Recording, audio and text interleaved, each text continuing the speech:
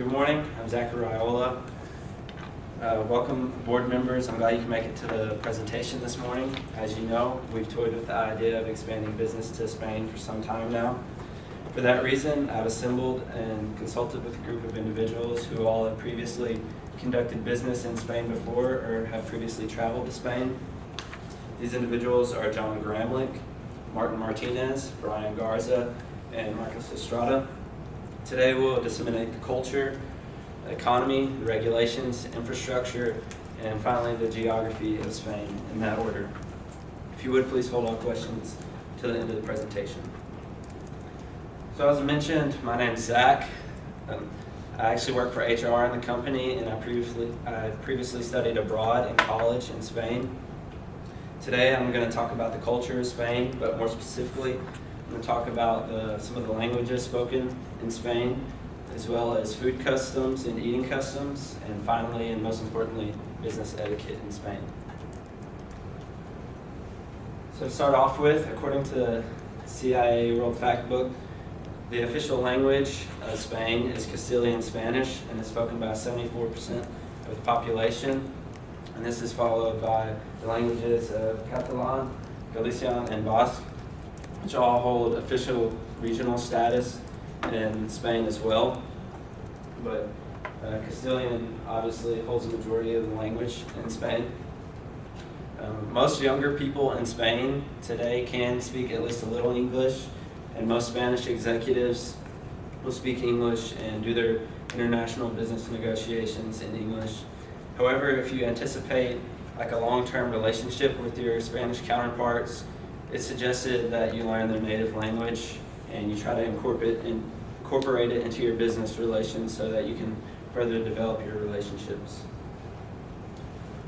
Moving on, I'd now like to talk about the eating customs of Spain.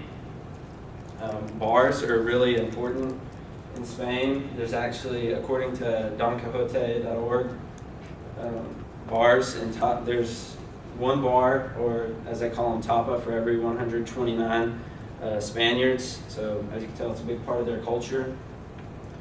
These places, they're considered social establishments where you can go to play games, where you can go to watch a football game, where you can go to just hang out with friends. So they're pretty much just like US bars. However, they double as restaurants as well, and they serve a variety of what they call pinchos and tapas, hence the name, which are small appetizer-sized snacks that vary by region. And they also like to do what they call ir de pinchos, which is essentially bar hopping, but what they do instead of what kind of differentiates it from what you would think bar hopping is, they usually sample appetizers from each bar they visit until they've essentially had a full meal. Breakfast in Spain is probably the least important meal of the day, unlike the US. And lunch is probably, without a doubt, the most important meal. Businesses actually close from the hours of 2 to 4 p.m. in Spain, and this is called siesta time. This allows the employees to travel home to have lunch with their family members, which generally consists of a 3-course meal that starts with either a soup or salad, followed by meat or fish, and then finally a fruit or pastry. This is then followed by coffee, usually, or even traditional shots of liquor, and also bread and wine also accompany the meal. It's called siesta time because it's a larger meal, and in the past people would usually take naps after they eat their meal to better digest their food, which I think would be kind of counterproductive. But typically today, naps are a whole lot less uncommon. They're a whole lot less common because most of the time it's taken up by travel time. Next, I'm talking about the dinner. Dinner is usually just a lighter version of lunch, and since they have the siesta time in the middle of the day, business employees usually don't get out of work until 8 p.m. So they eat dinner around 9 to 10:30, and some people even eat dinner as late as 12 a.m. Yeah, it's pretty late. And their Mediterranean diet usually consists of fish, lamb, pork and salted meats, cheese, and wine. Moving on, I'd now like to talk about the business etiquette of Spain. Business meetings are really important to the Spanish because they really want to get to know people before they enter into a business relationship with them. And according to businessculture.org, they really want to emphasize trust and honesty when they first meet you, so it's not uncommon for them to ask you when they first meet you either about your business or even about your family or personal life right off the bat. So it's really important to give those things attention before you first meet them so you're not thrown off guard by personal questions. Also, when you're planning meetings, it's best to plan them in the mid-morning so that you don't interrupt the siesta time later in the day. And also when you're planning meetings, it's suggested that you plan them with somebody of the equivalent professional status due to the hierarchy that's still pretty prevalent in Spanish business today. And also because of this hierarchy, because it still exists, you may never actually talk to the people or see the people that are calling the shots or the higher up executives. You may never see them or talk to them. It's just how Spanish business operates today with international counterparts. And I guess it's just because they don't want to feel like they're being talked down to or feel like their executive authorities being played down. So you definitely have to think about that when you're going to conduct business in Spain and how it would work with your company. Also, the initial introduction, the protocol is generally just a handshake with direct eye contact, but as you develop your personal relationship with them and your business relationship, generally a handshake followed by an embrace is generally accepted. And also, when you do sit down with a person in your business meeting or your same professional status, like I mentioned, it's important to establish that personal relationship first and establish a sense of honesty and trust before you move on to negotiations, and it'll really make the whole process go a whole lot smoother. They're really personal people and they really want to get to know you before they start to talk about business. But because you have that first, it's kind of easy to get off topic, so it's suggested that you have an agenda set for meetings, and more specifically have an executive summary printed out in Spanish and English, presented Spanish side up obviously, as well as when you're presenting your business cards, you want to print them two-sided, one side in Spanish, one side in English, and present the Spanish side up as well.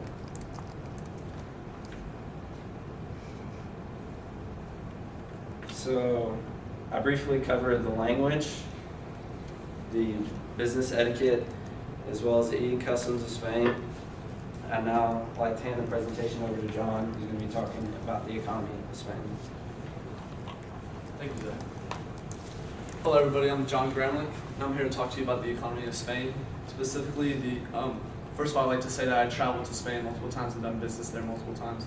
But specifically, I'm going to talk to you about the gross domestic product of Spain, the imports and exports of Spain, and the political system of Spain.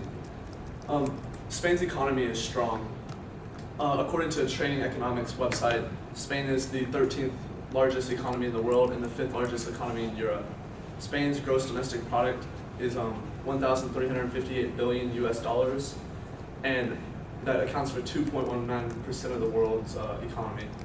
But the more important fact is that Spain's gross domestic product has grown by $40 million over the past year, and that shows that the economy is getting better and that we're getting over the recession that happened in 2007. If you look at my chart here, you see that the Spain non-Spanish residents has been increasing pretty much every year, and this relates directly to the economy. So it is a good time to do business in Spain for foreign investments and foreign businesses. Moving on to my next point, I'm going to talk to you about the imports and exports. The imports of Spain are, the main imports of Spain are petroleum, vehicle parts, and technology, while the main exports of Spain are technology, motor vehicles, food products, and machinery. Spain usually deals with countries that are locally around them, and all 5 of their main trading partners are located in Europe. These trading partners are Portugal, Italy, United Kingdoms, Germany, and France. According to the Complexity Economics Report, Spain exported over $23 billion in motor vehicles, and they imported over $65 billion in petroleum, that is refined petroleum, crude petroleum, and petroleum gas. In return, the gas prices in Spain have escalated over the immense amount of petroleum that has been imported.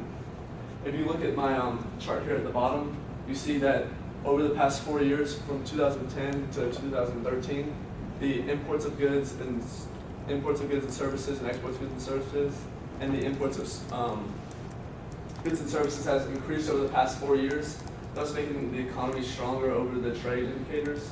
So the more trade that the country does with other countries has really increased our economy. Moving on to my last point, the political system. Spain has a parliamentary monarchy system, which basically means they have an elected prime minister with a parliament that backs him up. According to the 2014 index, Spain is the 49th freest economy in the world, which is not too strong. There are 48 other economies that are freer than them. Over the past 20 years, Spain's economy has gotten a lot better about government regulations and political corruption, but it's still prevalent in Spain's economy. The government is still kind of holding back some foreign governments, foreign businesses that want to come. Spain also scores below world averages in fiscal freedom, government spending, and labor freedom, which has kind of hurt the economy some. But to conclude, I would like to tell you that I talked to you today about the gross domestic product of Spain, the imports and exports of Spain, and the political system of Spain. And now I'm going to pass on to Martin, who's going to talk to you about the regulations of Spain. Thank you, John. Hello, my name is Martin, and I'm an international legal consultant. I work for many American companies. I'm here today to talk to you about regulations in the country of Spain. Specifically, I'm going to talk to you about regulations for American citizens visiting the country of Spain. I'm also going to talk about regulations on labor, and finally, I'm going to cover regulations for foreign investments. So visiting Spain, Americans are able to enter the country of Spain visa-free for a period of up to 90 days. And if you want to stay longer than that, you have to contact local Spanish immigration authorities and ask for an extension, which can be another additional 90 days. And if you stay longer than 90 days and forget to go to the Spanish authorities, by law, you are not allowed to leave the country until you go to the Department of Security and ask for a permission of exit. There will be a fine for that. But if you decide to stay there, if you want to work or if you want to study, according to the Embassy of the United States, prior to coming into Spain, you are to fill out an application for the proper visa. So if you're wanting to work, you would apply for the work visa. Once you have been issued the visa, you have 3 months in order to request the correct permit. Also, if you want to drive in the country, you are to get your international driver's license prior to coming into the country of Spain. But you will also need your original driver's license in order for the international driver's license to be valid. So basic Spanish labor regulations are similar to those of the United States. Within a week, on average of 40 hours is to work for the average Spanish worker. But per day, an amount of 9 hours maximum can be worked. Also, there has to be a 12-hour gap of rest in between each scheduled shift. So if you were to work till 11 p.m. one day, you have to be scheduled after 11 a.m. the next day in order to gain rest and to recuperate. Also, the minimum age requirement to work is 16 years of age with parental consent, and the average retirement age is between 65 to 67 years of age. And according to practicallaw.com, there is going to be a deduction on every Spanish worker's paycheck for Social Security.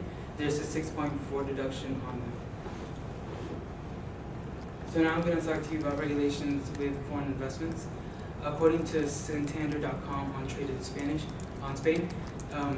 foreign investments have 100% in ownership and they have free capital transfers within companies. Also, foreign investors can operate any type of business and still have the same laws as the local investors. So if you were to bring your company over to Spain, you would abide by the same laws as any of the local investors. Also, the government virtually prohibits the nationalization of foreign investment. Nationalization is when the government takes over of the company Usually it's when the nation security is at risk. And also the government encourages foreign investment. They don't have to have prior government approval for them. So whenever you bring your investment over to Spain, there's going to be no government approval. To summarize what I talked to you about today, I talked to you about regulations with American citizens visiting the country, the permits you'll need. I also talked about regulations with labor and the amount of hours you can work. And I also talked to you about regulations in foreign investments and how the country encourages foreign investments. So now I'm going to pass it off to Brian to talk to you about infrastructure. Thank you, Martin. As earlier stated, my name is Brian Garza and I'm an international business consultant. I have worked with business from Spain for 5 years now and understand their business culture. Today we're going to be talking about Spain's infrastructure, specifically the communications, technology, and transportation. So to begin, Spain can boast its solid transportation network.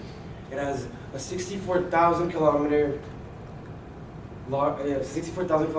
fiber optic network that covers almost the entire country.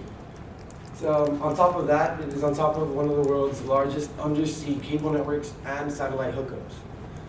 This is connected throughout the 5 continents, so it's well connected. As you can see, Vodafone and Orange are the 2 most competitive cell phone companies. And now we're talking about technology. Let's move on. So technology is a leading export and import from Spain. 73,438,112 units were exported and 60,904,130 units were imported. So as you can see, Spain exported more than imported, so it produces more goods than it imported. In basic scientific development of technology, Spain is number 10 in the world and number 5 in Europe. So when I was in Barcelona, I lived in Barcelona. When I was in Barcelona, I lived in Prat de Llobregat, and that's by the airport. And by the airport, there's a lot of scientific parks, and it's very modern. It isn't like it's a mixture of the rural and the urban. You see, and the goal in Spain is to take care of the land, not to like ruin it with production. So there's a lot of scientific centers around the area that have parks in order to protect the environment. So next, we're going to be talking about the most developed part of Spain's infrastructure, transportation. So Spain's transportation is one of the best in the world. For example, a trip that would be 5 hours by car is only 2 hours by train. Also, the Renfe, which is the national Spanish network of railroads, operates 15,430 kilometers of Spain, which is basically almost the country. Because Spain is also in the coast, it depends heavily on maritime transport. This means there are a lot of boats in the ports.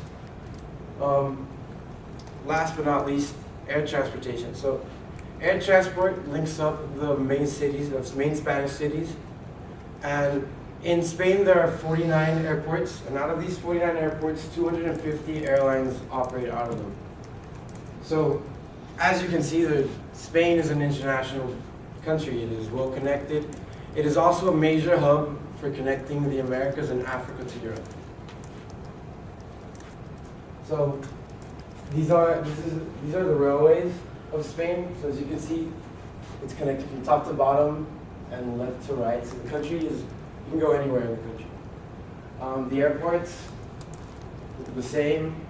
The road network is well connected also, and the ports.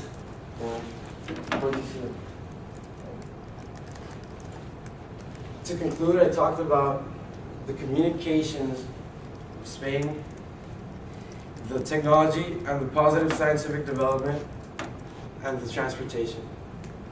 Now I'll pass it on to Marcus so you can conclude the presentation. Hey everybody. Today I'm going to talk about little fun stuff for you. So just picture yourself living in one of the most amazing countries in the world. Beaches, architecture, and nightlife. That's what you get with Spain. Like Brian said, my name is Mark. I've been lucky enough to work for this company and travel all over the world, especially for Spain, and I thank you for that. So what I'm going to talk about today is Barcelona, Madrid, and Valencia, the three main cities of Spain. First, we're talking about Barcelona. It's no surprise, soccer is the biggest sport in the world. Even if you want to admit it or not, it is. And one of the biggest athletes in that sport is Lionel Messi. Now, according to FC Barcelona's website, Lionel Messi's jerseys sell, outnumber anybody else's. And this makes sense. The dude's amazing. Now, where they play is called Camp Nou, and I've been there before. And if you think football fans are crazy, just wait till you really see soccer fans. And you're right in the middle of there, and Barcelona's winning. The stadium literally shakes. There's thunder literally from your ground, and everybody starts chanting, Visca Catalunya, Visca Barça, Visca Catalunya, Visca Barça, and your heart literally just pops out of your chest. If that's not your cup of tea, they also have American football. The Barcelona Dragons, it's the World League of American Football. They're really good as well. Obviously, they're not like American football, they're just starting, but they play in Estadio Olimpia Luis company. But Barcelona, one of the things it's really known for is its nightlife. It is party central. It has amazing clubs, amazing dines, amazing places to eat. Some of the bars we've been to that we really like are Choco, Opium, Milk, and Catwalk. After a long day working, it's really good to go relax. Some of these clubs are very diverse. You'll have clubs like this that have foam parties on there. If you want to get that crazy, you'll have nice clubs where you can actually sit down and have a nice martini. You know, we're not all 18 anymore, but you can actually sit down and talk business. But they also have art galleries you can go to, very great art galleries. Museo de la Música, Museum of Music, and also Museo Picasso. It's an art gallery that they have. The next city I'm going to talk about is the city of Madrid. The city of Madrid is the capital city of Spain. And according to Madrid Visit, the architecture there is amazing. The Gran Via Street is paradise for architect lovers. And also on the Madrilena Broadway, it's full of different buildings and different architects that one can really observe and love, that people built this. Madrid also, one of the biggest things is its museums. One of the biggest museums in the world, not just in Spain, is the Prado, and that's located in Madrid. So Museo Nacional de Centro Arte Reina Sofía, it's a really good art museum. And the Thyssen-Bornemisza Museum is also one of the world-renowned museums in Madrid. But Madrid also has this rivalry against Barcelona, and one of the biggest rivalry of Barcelona is soccer, obviously. So Real Madrid is the biggest rival of Barcelona, and when these two compete with each other, you can swear to God there's war going on. The city floods with different fans from different sides. Again, the tension is just so overwhelming. You really lose yourself in the immensity of everything. Real Madrid star players against Cristiano Ronaldo. Yeah. A lot of the ladies love him, I have to say. They play in Santiago Bernabeu Stadium, but that's not the only major soccer team that they have in Madrid. Atletico Madrid is also a big soccer team. When these two face each other, the city literally splits in half. And I'm going to say there's more fans of Real Madrid, but you can still feel the tension. The last city I will talk about is my personal favorite one, because I like to relax a little bit, is Valencia. Valencia is for relaxation for me. Valencia is beaches, it's parks, it's kicking your feet up. The biggest beach in Valencia is Malbora Beach. It's right outside the city, literally 5-minute drive, you'll be there. The next biggest beach is El Saber Beach, and my favorite is Sarmiento Beach. That's the nice romantic beach, away from the city, away from the havoc of people. You can just sit there, lay down, and just really enjoy your life. If beaches aren't your thing, there are parks in there. Cabecera Park is the main park in downtown, and ABC Park is also a really good park around the area. Valencia has one of the best museums as well, one of the best science museums. This is actually the museum right there. It's Museo de las Ciencias Principal Felipe. Museo de las Bellas Artes Valencia is another great art museum in Spain. And the movie Museo Valencia de Ultrason Modernidad, sorry, I think I just said that right. It's a good art museum, modern art museum. Another one is Institut Valeria de Modern Art. Now, a little bit of facts that I found that are pretty funny are on May 15th, all the single women go to this chapel called Ermita de San Isidro, and what they do is they prick their fingers and then they put it on a little vessel and they let it flow out in the hopes that they'll find a husband. So you can see Spain is a really romantic place to go. They have the highest number of bars of all of the EU countries.